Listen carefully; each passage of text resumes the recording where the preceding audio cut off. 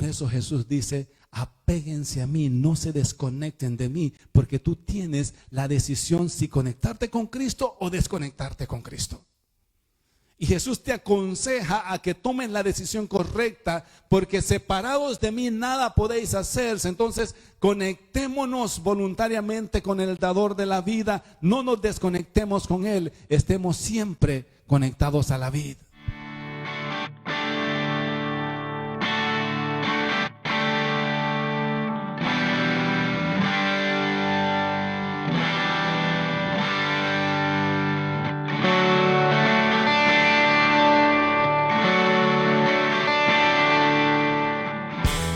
Estamos en una serie para ir entrando ya en lo que es las enseñanzas que hemos estado dando en casa.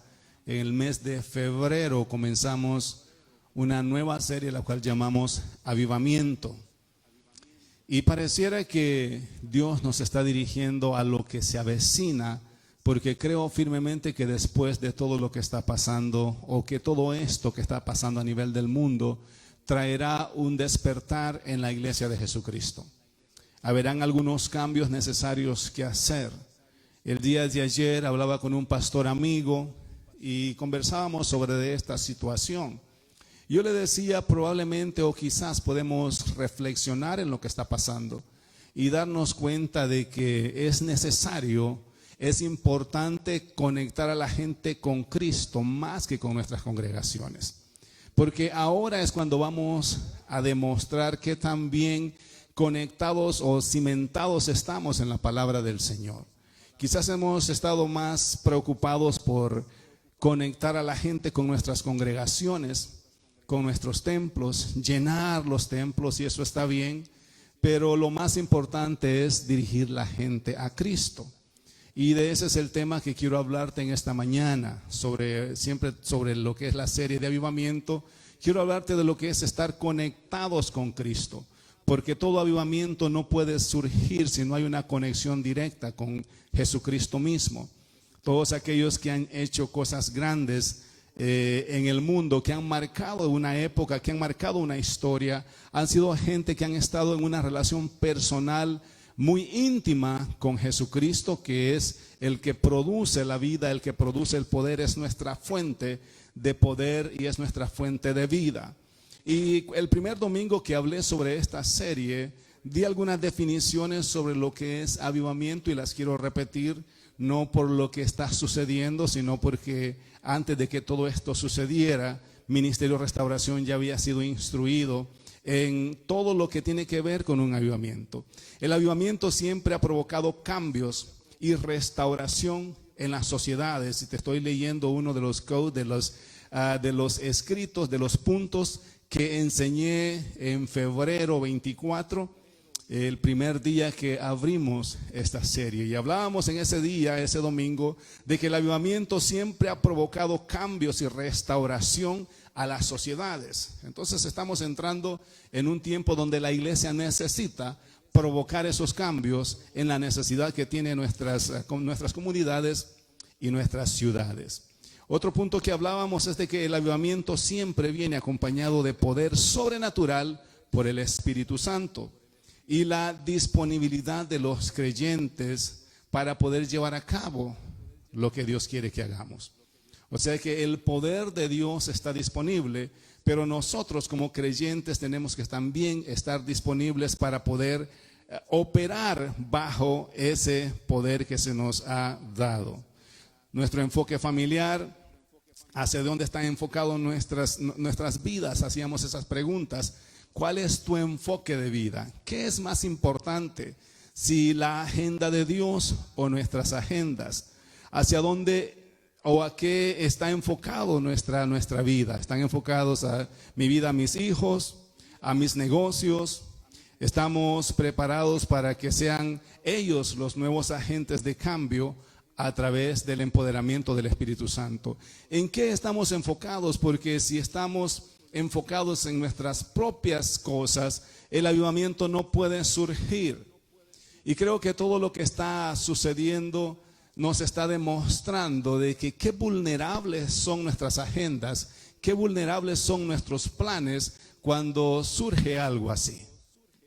Hace 2 meses atrás, cuando enseñábamos esto, nunca pensamos en que esta pandemia tocaría nuestras puertas y nos pediría nuestras agendas, nos pediría la llave de nuestras casas, la llave de nuestra iglesia y nos encerraría a hacer nada, simplemente a pensar. Y muchos teníamos agendas llenas y creíamos que las agendas eran imposible cambiarlas. Eventos tan importantes que no los podíamos cambiar por nada. Agendas que estaban por encima del mismo culto al Señor. Las agendas estaban por encima de tu tiempo con el Señor.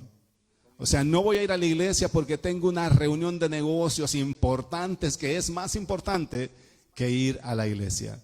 No voy a ir a la iglesia porque tengo trabajo que me va a producir una ganancia que no lo puedo dejar pasar. Y teníamos agendas que estaban por encima de nuestro tiempo al Señor.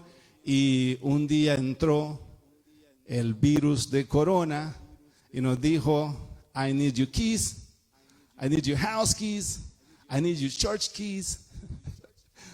Necesito tu agenda y no puedes salir a ningún lado.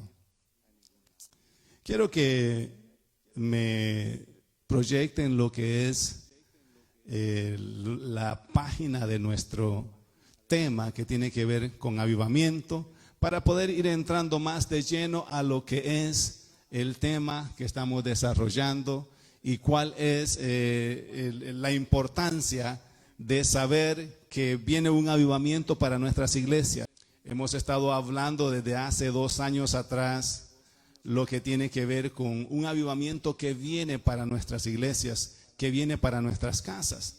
Y creemos que todo lo que está sucediendo va a provocar ese avivamiento, va a provocar ese deseo de la gente a llegar a la casa de Dios, porque en realidad estamos de una forma tan acomodados a lo que el sistema nos exige, tan acomodados a lo que la vida nos exige, y pareciera que no había tiempo para los planes y los negocios del Señor. Entonces hablábamos también de que un avivamiento no tiene que ver con lo que sucede dentro del templo el día domingo, porque eso es la otra confusión que ha habido con la palabra avivamiento, porque cuando había un culto gozoso, un culto donde los hermanos bailaban, brincaban, sentíamos que había habido un culto avivado y que ese era un avivamiento. También el avivamiento no tiene que ver con tener lleno el templo el día domingo, porque es posible que ahora la iglesia esté llena, pero que mañana a los hermanos se les dé el deseo de ir a asar carne o de irse al parque y la iglesia queda vacía de un domingo a otro. Entonces, avivamiento no es llenar de gente un templo. Avivamiento tiene que ver con lo que la iglesia provoca fuera del templo, con lo que hacemos en momentos difíciles, lo que hacemos o cómo impactamos a nuestra comunidad allá afuera después de que hemos salido de la iglesia. No se preocupen, aquellos que están deseando estar en la casa de Dios, ya va a pasar esto y entonces vamos a reunirnos y vamos a darle gloria y honra al Señor por lo bueno y la oportunidad que nos permite de estar en su casa. Esto va a pasar, nada más tenemos que orar, tener paciencia, y cuando esto pase, no nos quedemos más en casa por achaques, por cosas que a veces no valen la pena. Creo que esto nos va a hacer reflexionar para que podamos ver la importancia que es estar en la casa del Señor. Así es que desde acá les enviamos un abrazo a los que están a través de las redes sociales conectados y los bendecimos y les seguimos animando y impartiendo paz, confianza, que el Señor está con nosotros en estos tiempos difíciles. Vamos directamente a lo que es la palabra del Señor, San Juan capítulo 15, versículo 1 al 13. Vamos a estar leyendo esta figura que Jesús usa con relación a lo que es la vid y a cómo nosotros podemos estar conectados con Él y la importancia de esa conexión para nuestras vidas. Conectados con Jesucristo, es el tema que estaremos desarrollando bajo la serie Avivamiento. Necesitamos conectarnos con Él para poder ser agentes que producen un avivamiento. Capítulo 15 del libro de San Juan, comenzamos, vamos a leer los primeros 13 versículos. Y Jesús comienza diciendo así: yo soy la vid verdadera y mi Padre es el labrador, o el que poda la vid, el que cuida la vid. Todo pámpano o toda rama que en mí no lleva fruto, lo quitará. Y todo aquel que lleva fruto, lo va a limpiar, lo va a podar, lo va a cuidar para que lleve más frutos. Y esto es algo que tú tienes que creerlo cuando tú vienes a Cristo. Ya ustedes estáis limpios por la palabra que os he hablado. Cuando tú te conectas con Cristo, lo primero que sucede es que Cristo limpia todos tus pecados y ya no puedes seguir sintiéndote más un ser sucio, un ser pecador, porque la palabra provocó lo que Jesucristo dijo que iba a hacer: limpiarte de todo pecado. Y luego el Señor Jesús nos da una recomendación: permaneced en mí y yo en vosotros. Como el pámpano o como la rama no puede llevar frutos por sí mismo, si no permanece en la vid, así tampoco vosotros, si no permanecéis en mí. Yo soy la vid, vosotros los pámpanos. El que permanece en mí y yo en él, este lleva mucho fruto. Porque separados de mí, o sea, si no estás conectado con Jesús, nada podéis hacer. Eso es lo que está diciendo el versículo 5. El que en mí no permanece será echado fuera como el pámpano y se secará. Y los recogen y los echan en el fuego y arden. Si permanecéis en mí y mis palabras permanecen en vosotros, es importante el conocimiento de la palabra del Señor. Pedid todo lo que queréis y se os será hecho. En esto es glorificado mi Padre, en que llevéis mucho fruto y seáis así mis discípulos. Lo que la marca que determina que eres discípulo es el fruto que produce. Como el Padre me ha amado, así también yo os he amado. O sea, Dios Jesucristo te ama. Permaneced en mi amor. Amén. Si guardáis mis mandamientos, permaneceréis en mi amor, así como yo he guardado los mandamientos de mi Padre y permanezco en su amor. Estas cosas he hablado para que mi gozo esté en vosotros. O sea, la palabra que leemos, lo que estamos estudiando, es para que el gozo del Señor permanezca en nosotros y vuestro gozo sea cumplido. Este es mi mandamiento, que os améis unos a otros como yo os he amado. Y nadie tiene mayor amor que este, que uno ponga su vida por sus amigos.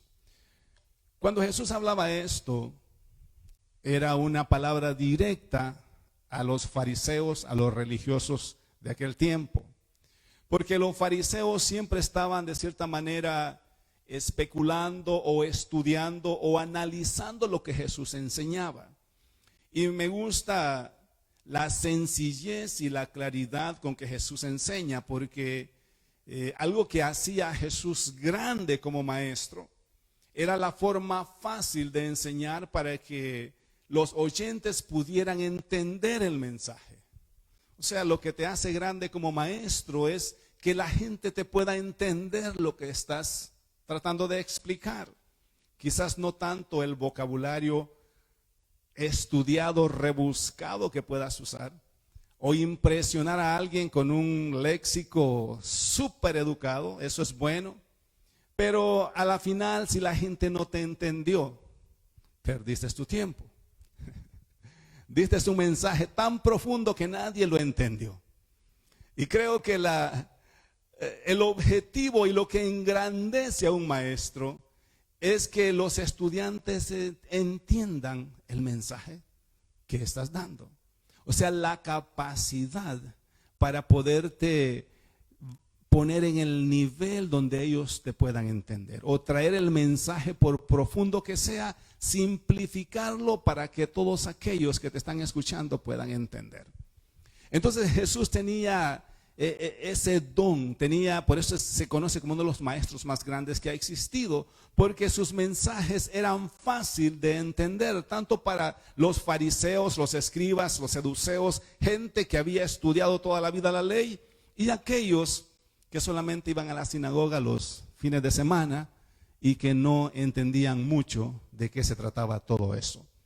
Entonces, cuando Jesús habla sobre la vid, está aclarando para los entendidos que esta palabra tenía que ver con la parábola que ya estaba escrita en el libro de Ezequiel, capítulo 17, con relación a la vid. Y ya se había hablado de que un día iba a aparecer una vid que produciría frutos y produciría vida. Y ellos entendían perfectamente a lo que Jesús estaba refiriendo. Ahora, para nosotros este pasaje es una figura que nos da una enseñanza práctica y muy poderosa. Podemos mirar que es una analogía que Jesús está usando y que está tomando un árbol como una figura donde Él se compara con el árbol y nosotros con las ramas, con los pámpanos. Pero para los fariseos era un mensaje claro que Jesús les estaba diciendo: yo soy la vid verdadera, o sea, aquella vid que está representada como una parábola en el libro de Ezequiel, capítulo 17, yo soy de eso que está, ese de quien se habla.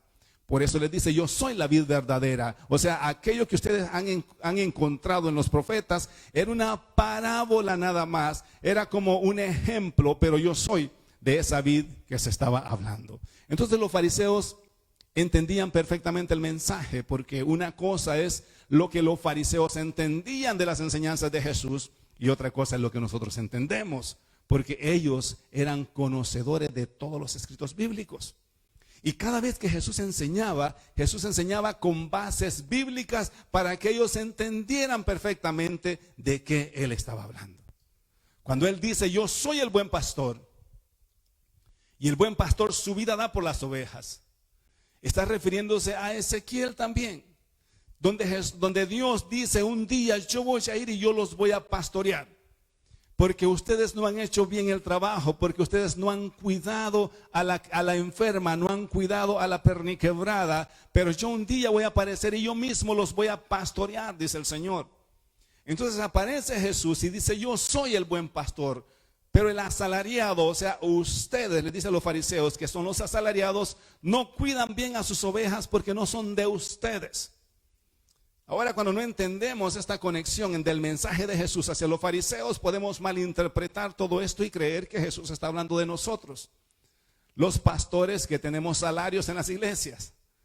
Pero Jesús nunca habló de nosotros como asalariados, está hablando de los fariseos que vivían de lo que las ovejas producían, pero que no habían cuidado el rebaño de Él, porque no eran de ellos, porque a los religiosos no les importa la gente. A los religiosos les importa su apariencia, su prestigio, lo que digan de ellos, lo que puedan pensar. Los religiosos son egoístas, no piensan en nadie más, sino que piensan en su reputación, piensan en lo que pueden decir de mí o cómo me puedo ver afectado. Entonces ellos habían descuidado del rebaño y Jesús aparece y dice: yo soy el buen pastor. Entonces necesitamos entender la diferencia entre lo que los fariseos entendían y lo que nosotros entendemos ahora como iglesia de Jesucristo.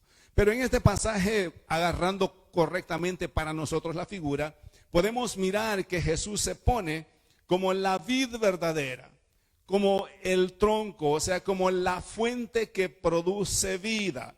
Todo lo que existe en lo cual hay vida está conectado a la fuente que lo sustenta para que pueda permanecer. O sea, todo lo que en el mundo existe que tiene vida está conectado a esa fuente que lo sustenta. Por ejemplo, los peces tienen vida porque están conectados con el agua. Si sacas a un pez del agua, muere porque lo desconectaste de su fuente de vida. Ahora nosotros que vivimos en el mundo terrestre estamos conectados con el oxígeno. No podemos vivir sin oxígeno. El oxígeno es nuestra fuente de vida. Haz la prueba, tápate la nariz y la boca por 3 minutos y vas a darte cuenta de que lo que te estoy diciendo es verdad.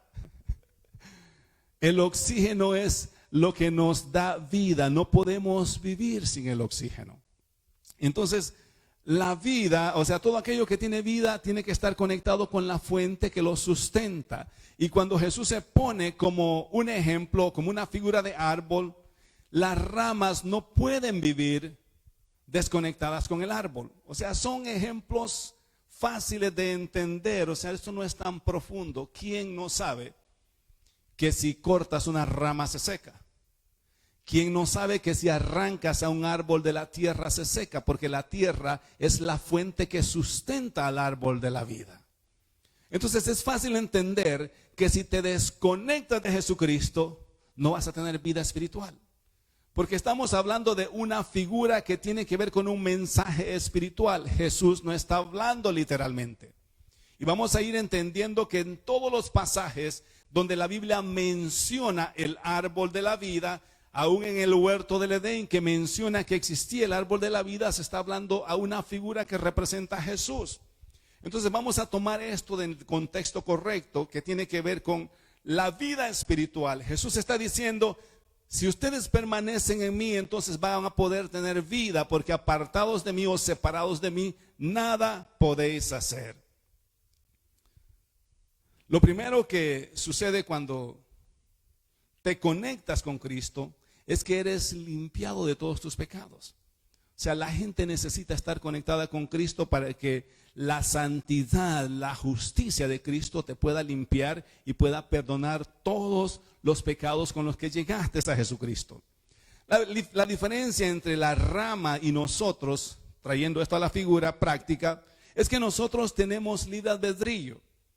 O sea, nosotros somos los que decidimos si nos conectamos con Jesucristo o nos desconectamos de Jesucristo. Creo que eso es en lo que nos diferenciamos, porque una rama no se puede desconectar ella sola por voluntad propia de su árbol, pero nosotros, como seres independientes que tenemos libre albedrío, podemos con nuestra propia voluntad desconectarnos de Cristo. Por eso es que Cristo nos aconseja y nos dice, no se aparten de mí. O sea, no se separen de mí. El libre albedrío nos responsabiliza delante de Dios para enfrentar las consecuencias de nuestras decisiones. O sea, lo que hace el libre albedrío es que nos responsabiliza de nuestras propias decisiones. Dios no controla nuestro libre albedrío. Quiero entrar en esto un poco más profundo, porque a veces queremos culpar a Dios por todo lo que nos pasa en la vida.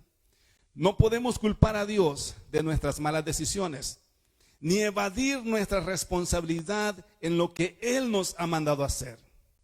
Basado en las instrucciones que Cristo les dio a sus discípulos, ¿cuál es nuestra posición entre lo que sucede?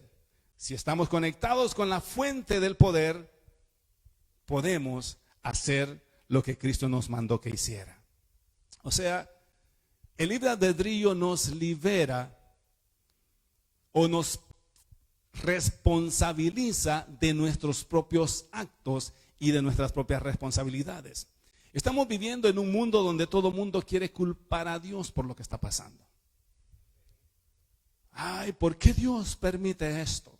Y cada vez que suceden estas pestilencias, las guerras, las hambres, todo lo que afecta a la humanidad, el hombre siempre se para y decir, ¿por qué Dios está permitiendo esto? ¿Por dónde está Dios? Veía una entrevista, un debate entre un apologético y un ateo un día de estos. Y el ateo le decía, muéstrame a tu Dios.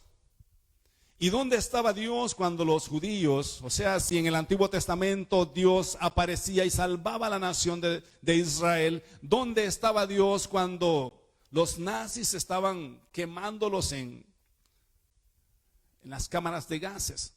¿Dónde estaba ese Dios? ¿Por qué no llegó? O sea, ¿por qué no fue tan sensible al dolor de tantos niños que morían? Y siempre queremos responsabilizar a Dios por las consecuencias que el hombre mismo provoca. O sea, Dios no es responsable de nuestras malas decisiones. Dios no es responsable de del corazón malo que el hombre tiene para provocar guerras, para provocar enfermedades, para provocar todo aquello que afecta a la humanidad. O sea, el hombre es responsable de sus propios actos. A veces queremos dejar nuestro libre albedrío en las manos de Dios y responsabilizar a Dios por lo que pasa. Si eso fuese así, entonces Dios fuese culpable de que Adán haya desobedecido. Interesante, ¿verdad? Se le salió de control a Adán, a Dios. O sea, si Dios tiene el control de todas las cosas, porque este es un vocabulario religioso que es muy común. Dios tiene el control de todo, sí. Dios es poderoso y tiene mucho control, pero Él no controla tu libre albedrío. Pues entonces a Adán se le salió de control. Amén. Qué bueno es el Señor.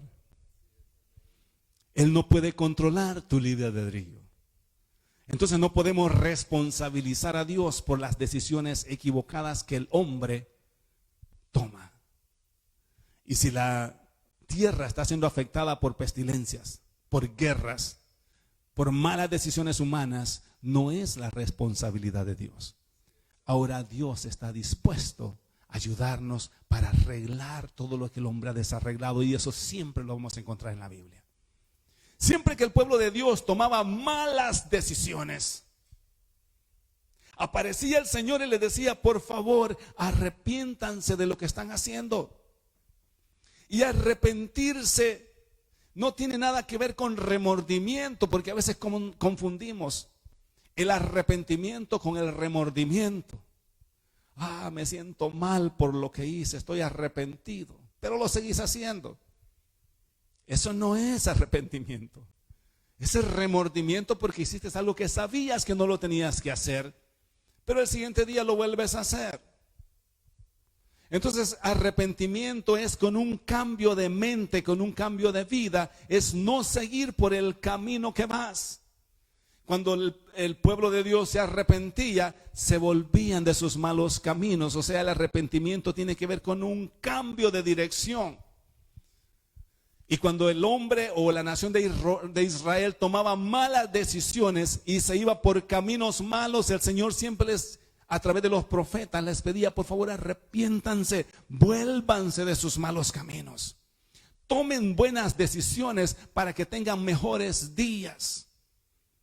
O sea, no los estoy castigando porque soy malo ni porque me he enojado, sino que están cosechando el fruto de sus malas decisiones. No podemos culpar a Dios de nuestras malas decisiones, ni evadir nuestra responsabilidad de lo que nos corresponde hacer. Porque estamos en un tiempo donde todos los cristianos, y voy a tomar la parte por el todo porque estamos hablando de figuras, pero obviamente no todos, pero una gran mayoría, estamos queriendo que Dios haga lo que Dios nos mandó a hacer a nosotros. Señor, ve y salva al perdido. Jesús dijo: ustedes vayan por todo el mundo y hagan discípulos. Pero nosotros estamos mandando a Jesús para que Jesús vaya. Y Jesús está desde el cielo diciendo: excuse me, yo te mandé a que hicieras eso, and now you're coming back and you're sending me to do what I told you to do. Señor, sana al enfermo. Wait a minute. Está escrito: yo les doy autoridad sobre todo espíritu diabólico, sobre toda enfermedad. Van a poner sus manos sobre los enfermos y los enfermos se van a sanar. ¿Por qué me estás mandando a mí a hacer lo que yo te mandé a ti que hicieses? Porque se nos hace más fácil mandar a Jesús que ir nosotros. Porque nos apegamos al hecho de que Dios es soberano y Dios es todopoderoso, y mandamos a Dios en su soberanía a que haga aquellas cosas que a nosotros nos corresponde hacer. O sea, no es con mi poder que voy a sanar al enfermo, es porque estoy conectado con la vid, que es la fuente de poder de donde fluye todo. O sea, en el nombre de Jesús haremos proezas.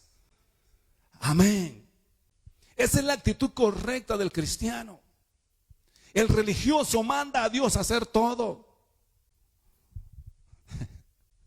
Que Dios sane al perdido, que Dios sane al enfermo, que Dios sane a las naciones, que Dios, y yo aquí tranquilo en mi casa sin hacer nada y mandando a Dios para todos lados.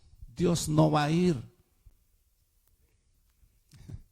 Deja de orar así, Dios no va a ir. Estás orando en contra de lo que está escrito.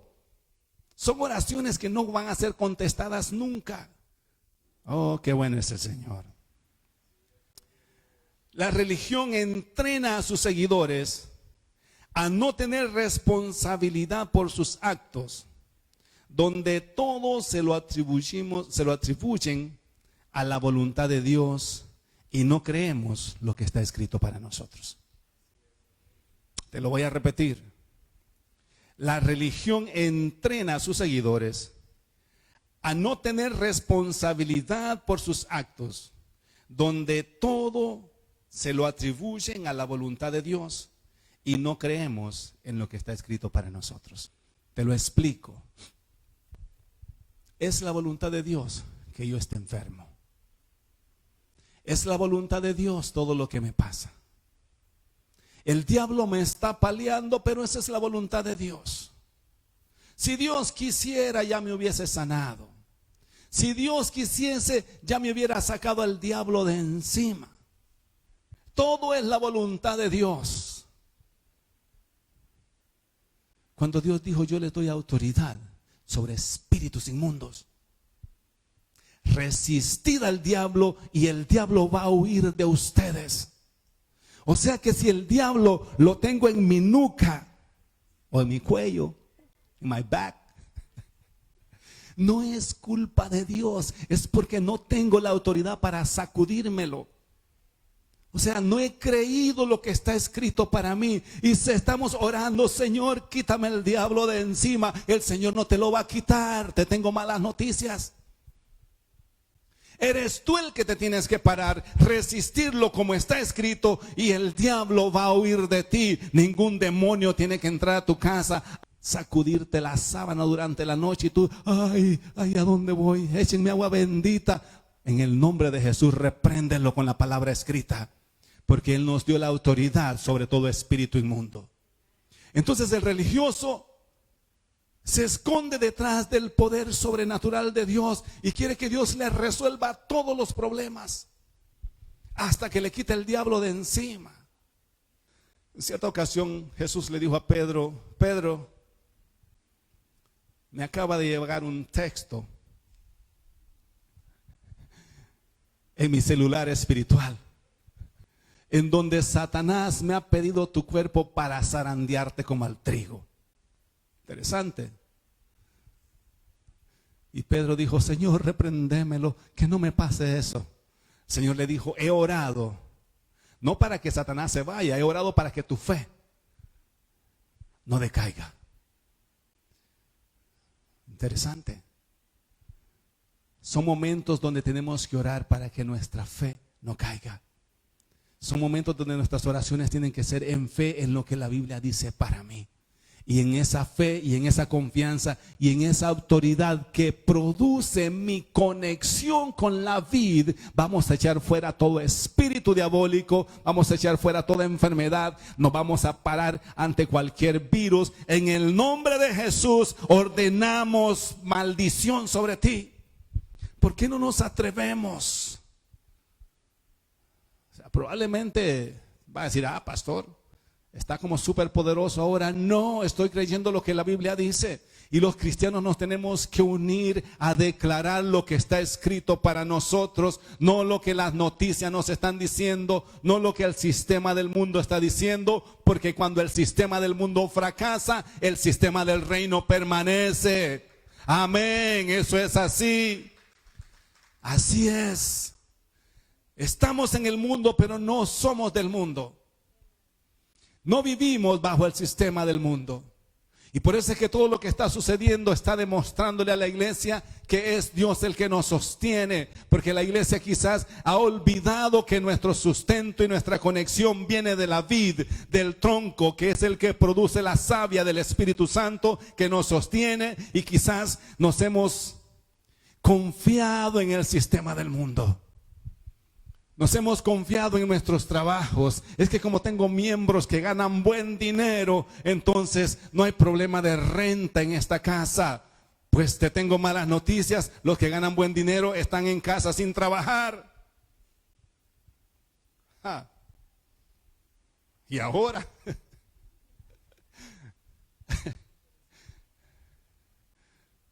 como decía la película del Ghostbusters, who you gonna call? Ghostbuster. Yo tengo un Ghostbuster que se llama Espíritu Santo, the Holy Ghost. Y ese sí, he busts all the rest of the spirits. Ese es un real Ghostbuster. En el nombre de Jesús, vamos a pararnos contra todo temor, contra todo miedo. Y vamos a creer que nuestras iglesias no las sostiene el sistema del mundo, las sostiene el sistema del reino. Amén. No sé qué va a pasar, pero sé que Él es el que nos sostiene. Que no es el sistema del mundo. ¿Cuántas veces quizás no llegamos a la iglesia porque teníamos algún evento muy importante que atender? Porque teníamos un negocio demasiado importante que no lo podíamos dejar pasar, y me incluyo en todo esto, porque a veces las agendas son tan importantes en nuestras vidas que amenazan el tiempo de Dios. Pues ahora tenemos suficiente tiempo para meditar en todo esto. Que nuestras agendas son vulnerables, que nuestros planes son vulnerables. Decía Santiago, y lo estudiábamos en la clase el martes: no digas mañana voy a ir allá y voy a hacer aquello. Di primero Dios. O sea, no es un vocabulario religioso. Es decir, si Dios me permite, si la voluntad de Dios es que yo vaya a hacer eso, lo vamos a hacer. Porque cuando venimos a Cristo somos dirigidos por el Espíritu Santo, y en todo lo que hacemos está primeramente su voluntad. Entonces, cuando miramos el concepto religioso, podemos entender de que hasta nuestras oraciones a veces están fuera del escrito bíblico. Estamos orando por cosas, para que Dios haga cosas que nosotros, como ramas conectados con la vid, tenemos que hacer. No se necesita tanta fe. Te voy a decir esto, y esto creo que te lo memorices, lo puedas manejar correctamente. No se necesita tanta fe para creer que Dios puede hacer cosas sobrenaturales. Todo mundo sabe que Dios puede hacer cosas sobrenaturales. Pero sí se necesita fe para creer que las puede hacer a través de mí. O sea, creer que Dios puede hacer cosas grandes, eso todo mundo lo cree. Dios es un Dios poderoso. Y si es la voluntad de Dios, Dios puede hacer que todo esto del virus desaparezca, porque Él es todopoderoso. He's Almighty God. Para eso no se necesita fe. Todo el mundo sabe eso. Bueno, al menos hasta los ateos creen que no creen. Pero sí se necesita fe para creer que lo que Dios va a hacer de una forma sobrenatural, lo va a hacer a través de mí. Ahí la cosa cambia. Conmigo, no, que lo haga con el pastor, o que lo haga con el profeta, con el ungido, ese famoso, con ese sí, pero conmigo, no, contigo. Porque así como el famoso profeta está conectado con la vid, tú también estás conectado con la vid. Porque todo lo que hacemos en el mundo sobrenatural proviene de la fuente de poder que es Cristo. Él es la vid y nosotros las ramas, los pámpanos. Y sin Él nada podemos hacer. Entonces necesito fe para creer que lo que lo sobrenatural que Dios va a hacer sobre la tierra, lo va a hacer a través de mí. Y es acá donde la iglesia necesita ir posicionándose con la fe de lo que Dios ha dicho que va a hacer a través de nosotros. Y no mandar a Dios que haga cosas sobrenaturales en forma de magia. O sea, voy a orar para que de un trueno salga la cura. O que de una forma sobrenatural todo esto desaparezca, Señor, en tu nombre. Que desaparezca todo. Vamos a orar para que el Señor nos use para colaborar en todo lo que está pasando. Señor, me voy a quedar en casa porque no quiero contagiar a nadie. Gloria a Dios. Estás haciendo la voluntad de Dios. Mientras manejaba un día de estos, veía un letrero electrónico en el Beltway que decía: Save lives, stay at home. Y yo decía, ¿será que no estoy salvando vidas yo? Save lives, stay at home. Salva vidas, quédate en casa. Entonces cosas tan sencillas como esa tienen que ver con hacer la voluntad de Dios. Dios bendiga a todos los médicos, enfermeras, el equipo médico que no ha parado de trabajar en estos meses. Dios los bendiga, los fortalecemos en el Señor, oramos por ellos. Necesitamos gente así. Gente que quizás no está orando tanto, pero sí está haciendo lo que Dios quiere que hagamos, ayudando al necesitado en cualquier área que podamos. Así es que si alguien te llama y te pide papel higiénico, bendícelo con un rollo de papel. O sea, hagamos todo lo que Dios nos ha pedido que hagamos. Nuestra responsabilidad, nuestra parte. Como ministros, hemos hecho a la gente dependiente de lo que nosotros les alimentamos. Y quiero compartir, porque esto lo compartía con un amigo pastor ayer. Y el Señor me ministraba para que te lo pudiera compartir también en esta mañana. Como ministros, hemos hecho a la gente dependiente de lo que nosotros les alimentamos. Y los hemos enseñado a que vivan conectados con nuestras congregaciones y no con la fuente de vida. Hemos estado más preocupados por conectar a la gente a nuestras congregaciones que a conectarlos con Cristo. Diría que un 80% de las familias o de la gente que va a la iglesia no se preocupa por una relación personal con Dios durante la semana. Viene todos los domingos para que les inyectemos un poco de morfina espiritual para que aguanten el dolor de la semana. Pero el sábado se están quedando sin morfina espiritual. Y vienen el domingo y nosotros, como buenos médicos, les inyectamos otra palabra de ánimo, de aliento, de motivación, y los mandamos motivados para el lunes, para que lleguen al trabajo motivados por la palabra que recibieron el domingo. Es tiempo que los enseñemos a que se conecten con la vida. Porque cuando estás conectado con la vid, no vienes a que te inyecten morfina espiritual, vienes a glorificar a Dios por lo bueno que Él ha sido en tu vida. Es bueno que alimentemos a nuestras ovejas, pero no las hagamos dependientes de nosotros. Los leones que crecen en cautiverio no los pueden tirar a la vida salvaje porque se mueren de hambre. No saben cómo sobrevivir en la selva. No saben cómo cazar un búfalo. Pero los que crecen en la selva desde chiquititos, desde cachorritos, son entrenados por sus leones papás. A veces me pregunto si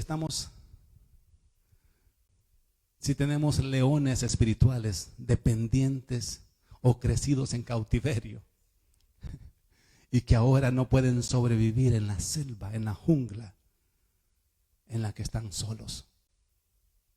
Es tiempo que les enseñemos a que se conecten con la vida, a que puedan tener un momento de lectura de la palabra, de meditación en la palabra, un momento de oración, que puedan sentarse un momento y decir: Señor, what am I gonna do today? ¿qué porción me ministra? No sé, voy a leer el índice de la palabra del Señor por lo menos para ver cuántos libros hay o dónde están los libros. No sé, cualquier pasaje que encuentres, aunque sea por encima donde dice genuine leather, gloria a Dios, léelo, eso te va a bendecir. Vas a saber que ese cuero es genuino de la palabra de Dios. Que hasta en el cuero la Biblia te está diciendo la verdad. No sé, no estamos enseñando a la gente a que tengan una relación personal. Los hemos hecho dependientes de nosotros. Y creo que todo lo que está sucediendo nos va a dar esa pauta para poder meditar en todo esto. Estamos entrenando a nuestros miembros para que sobrevivan, o los estamos haciendo dependientes de nosotros. ¿Cuántos alaban al Señor los que estamos acá? ¿Cuántos le damos un aplauso al Señor?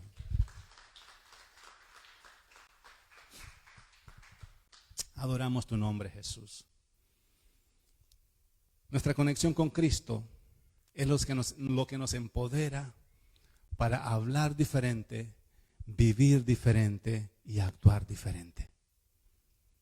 Una persona conectada con Cristo habla diferente, porque su fuente de alimento no viene del sistema del mundo. Yo soy el reflejo de Cristo y si Cristo sobrevivió, yo voy a sobrevivir. ¿Estás entendiendo lo fácil que es desconectarte del mundo? Que la iglesia está conectada en el mundo aún en las cosas tan insignificantes. Un antibacterial es importante, por supuesto, pero si no lo encuentras en la tienda, no te angusties. Cree en la palabra escrita. Lo que contamina no es lo que entra, es lo que sale del hombre. Gloria a Dios, el Señor me va a proteger, el Señor me va a guardar. No me voy a enfermar porque no encontré antibacterial. Voy a lavarme bien las manos, voy a hacer todo lo que humanamente posible pueda hacer, pero sobre todo tengo mi fe puesta en Cristo, que Él es el que me protege, Él es el que me cuida. Aún en el huerto del Edén encontramos el principio del hombre conectado con Dios. Lo que le daba vida a Adán en el huerto del Edén, lo que le daba vida a Adán, vida espiritual, era la conexión con el árbol de la vida que representa a Jesucristo. Génesis capítulo 2, del 1 al 9, solo vamos a leer un versículo, Génesis 2, 9. Y Jehová Dios hizo nacer de la tierra todo árbol delicioso a la vista y bueno para comer. También el árbol de la vida, que representa a Jesucristo en medio del huerto, y el árbol de la ciencia del bien y del mal. Teológicamente estamos de acuerdo, casi todos los teólogos, de que el árbol de la vida es una figura que representa a Jesucristo. O sea, Jesucristo estaba en el huerto con Adán. Y era el que le producía vida espiritual. Adán estaba conectado con Cristo. Pero ¿qué es el árbol de la ciencia del bien y del mal? Probablemente cada uno de ustedes tenga su propia definición teológica sobre a qué se refiere este pasaje. Obviamente es una figura, no era un árbol, no era una manzana como los pintores y la religión nos presentó, que era una manzana y que Adán se la quiso comer y que por eso a nosotros nos quedó acá la manzana atollada acá en la garganta. No es eso. Tanto el árbol de la vida como el árbol de la ciencia del bien y el mal son figuras que representan conocimiento. Y creo, por lo menos, en este pasaje, mi humilde interpretación, que el árbol de la ciencia del bien y del mal tiene que ver con el libre albedrío que el hombre siempre ha poseído, en donde el hombre es dueño de sus propias decisiones. Que aunque estaba conectado con Cristo, el árbol de la ciencia del bien y del mal tenía que ver con esa capacidad y ese libre albedrío que el hombre ha poseído para hacer el bien o hacer lo malo. Porque cuando Eva come del fruto prohibido, dice que primero pensó. O sea, no fue que el diablo la enrolló y pobrecita Eva, pobrecita la inocente, la tontita, Satanás la enrolló. No, Eva pensó, era inteligente, era sabia. dice que vio que el fruto era bueno y comenzó a analizar qué pasaría si tomaba esa decisión. Antes de comer del fruto tuvo que meditar, tuvo que pensar y decidirse por desobedecer a Dios. O sea, el libre albedrío el hombre siempre ha tenido la libertad para hacer lo que él ha querido, aun cuando no conocía pecado. Entonces, el árbol de la ciencia del bien y del mal, te lo puedo poner como una figura de tu libre albedrío, la capacidad de decidir en lo que tú quieres hacer, lo que no quieres hacer. Eso sigue estando vigente en cada uno de nosotros. Por eso Jesús dice, apéguense a mí, no se desconecten de mí, porque tú tienes la decisión si conectarte con Cristo o desconectarte con Cristo. Y Jesús te aconseja a que tomen la decisión correcta, porque separados de mí nada podéis hacer. Entonces conectémonos voluntariamente con el dador de la vida, no nos desconectemos con Él, estemos siempre conectados a la vida. Apocalipsis capítulo 22, 2, y con esto cerramos lo que es la enseñanza de esta mañana. Apocalipsis 22, 2, y en medio de la calle de la ciudad, y a uno y al otro lado del río, estaba el árbol de la vida. Seguimos con la figura que representa a Jesucristo, que produce 12 frutos, dando cada mes su fruto. Y las hojas del árbol eran para la sanidad de las naciones. Siguiendo con la figura, cerrando con el pasaje, Jesucristo es el árbol, tú y yo somos las ramas, tú y yo somos esas hojas, las que hemos sido plantadas para traer sanidad a las naciones. Nosotros somos esas ramas y esas hojas que en el nombre de Cristo podemos producir sanidad en estos tiempos. Él es la vid, nosotros somos los pámpanos, y está escrito que con Él podemos ser de bendición al mundo entero. ¿Qué tal si no